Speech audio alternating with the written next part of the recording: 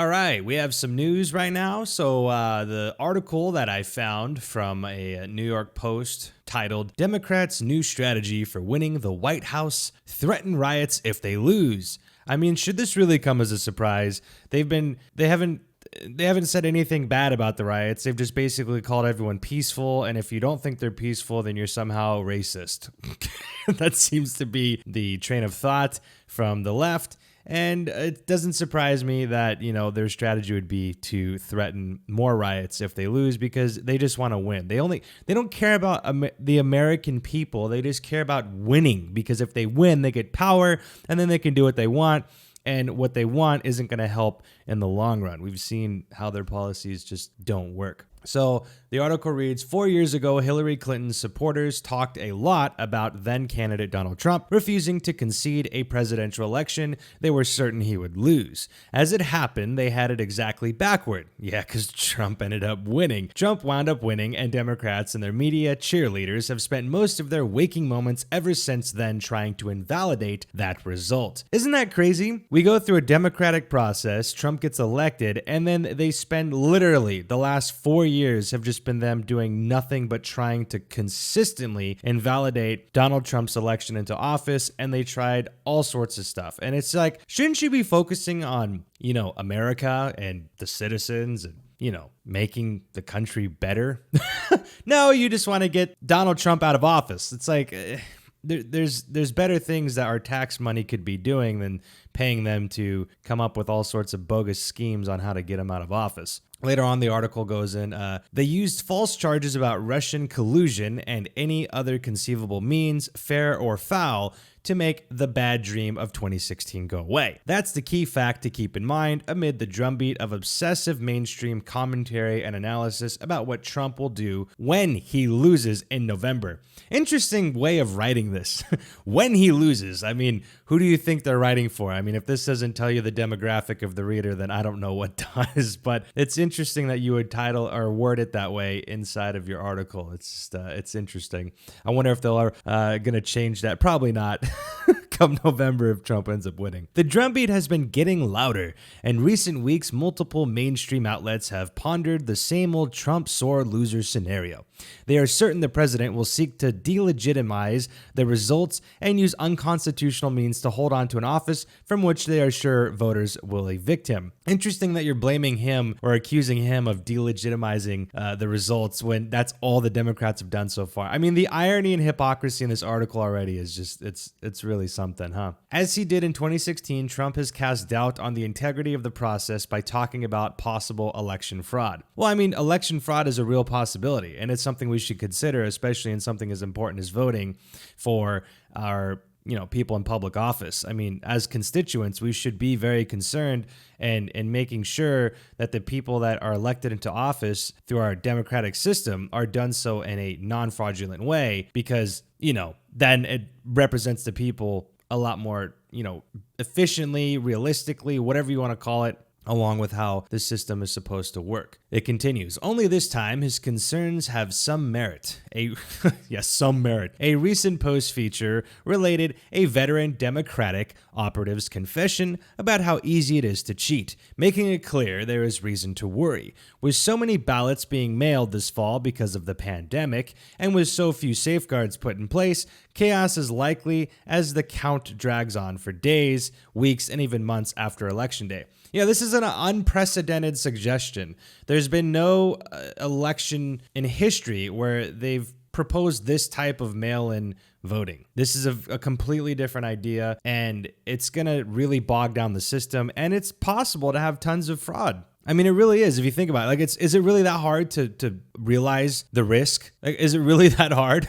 I mean, come on now. And to me, honestly, I feel like Democrats pander to people in a way where they make them feel like they're going to be on their side when they really aren't. They just use them for votes. And I don't know, to me, this is just one of those things where they're going to try and get people in households, regardless of their status as a citizen, or regardless if they're a living person, or whatever type of fraudulent things you can consider. And they're just going to get people to vote. And they're hoping that the majority of people that fall into the categories of shouldn't be able to vote are going to vote for Democrats, and then potentially the Republican votes are going to get lost or put away. Now that's a stretch, and there's no proof of that happening on like a massive scale, like it's guaranteed to happen. But it is something to consider. It is a risk factor that I think that we should recognize. But for some reason, you're considered a lunatic if you have those types of concerns, when I think they're totally reasonable. Continues, that has led a host of liberal pundits to openly speculate about how to stop Trump from stealing the election. Yeah, he's going to steal the election when people vote for him.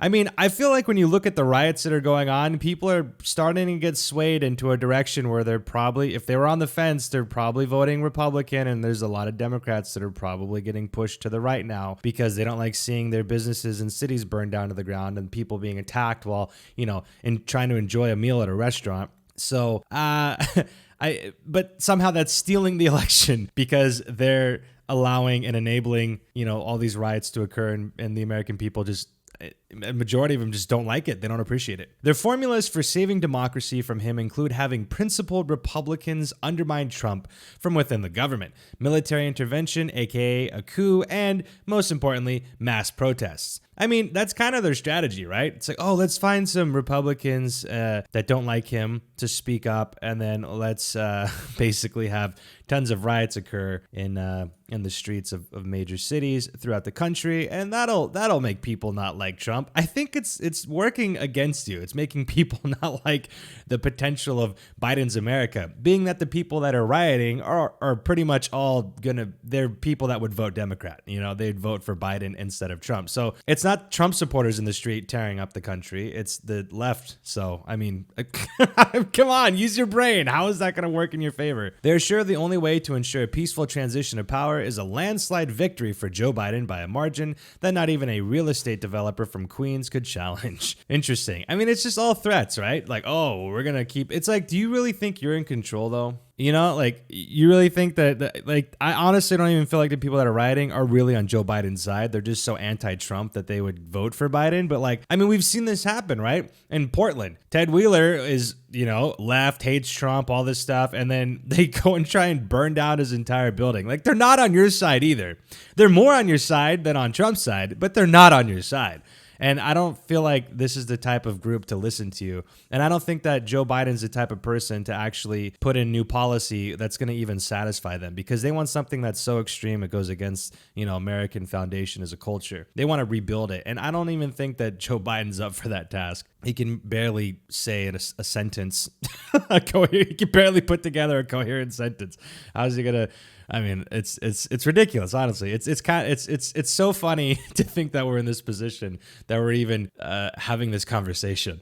But there is a problem with their fulminations about the evil orange man installing the authoritarian regime liberals have been warning us about ever since he started running for president. I think that's a typo. To wit, it's all pure projection on their part. Yeah, you think? For all their frightening predictions of what Trump might do if he loses, the one thing we already know is that it is the Democrats who will, as Hillary Clinton advised Biden, never concede defeat. Though some of Trump's trolling of the media and the left is interpreted as betraying his plans to overturn the results, Democrats have already shown us outright how they react to losing. Yeah, they're sore losers. Because they're not thinking of the people. They're thinking of themselves. They're thinking of their positions. They're thinking of the power that they don't have. And it's just, I mean, this isn't new, It's just interesting that people really believe that they're going to be represented from Democratic leadership. I mean, you look at every single city in the country, every major city that we're seeing in the news and media that has been ran by Democrats is like a terrible place to live. It's like ridden with poverty, with violence. The school systems suck. I mean, what is good about that area? These people are suffering so it's like clearly these methodologies, these ideologies, these political philosophies, they don't work. And it just baffles me. How are they still in office? How are these people in office for decades? And then they blame the party that's not in charge. It's Republicans' fault that our democratically ran city for decades is in shambles. It makes absolutely no sense. It later reads, after a summer of mostly peaceful Black Lives Matter protests that unleashed violence and looting in American cities, most recently in Rochester, is there a shred of doubt in anyone's mind that the same combination of elite liberals, criminal thugs, and Antifa Marxists would be deployed to burn and destroy the moment it appears that Trump might be winning? Obviously. Could you imagine? I don't see him stopping if Biden gets elected, but I feel like they definitely are going to get worse if Trump wins again. I just feel like at that point, though, if Trump wins, I don't know. I feel like the Democrats are going to use that as an opportunity, like this article is saying, to basically commit more acts of terror and it's going to escalate. And I feel like it's going to get to a point where Americans are just going to be fed up, and there's going to be an uprising, and people are going to be fighting, and I don't want to see that. So hopefully that doesn't occur, because that's not something that we want to go through. But that's a real possibility, just like voter fraud. It continues. Behind all that high-minded talk from pompous columnists about virtuous patriots stopping Trump from cheating and a brazen threat, they are saying, in effect, the same forces that have wreaked havoc in the name of a false charge that America is an irredeemably racist nation may well inflict even worse damage in order to ensure that Trump's re-election is thwarted. And that's their focus. It's a fake narrative, really. It's like the fake news. It's a fake narrative. It's false. It's to say America is just like this founded upon racism, and that it's continuously in this racist state where everything about our culture is to attack minorities and make them suffer, is just ridiculous. It's just a ridiculous thing. It's been proven time and time again to not be the case, yet they cling on to that. That's just what they believe in. Anyways, it is what it is. We shouldn't be surprised by this, and if anything, all this tells us is that we got to vote. So that's all I can say. So anyways, until next time, God bless.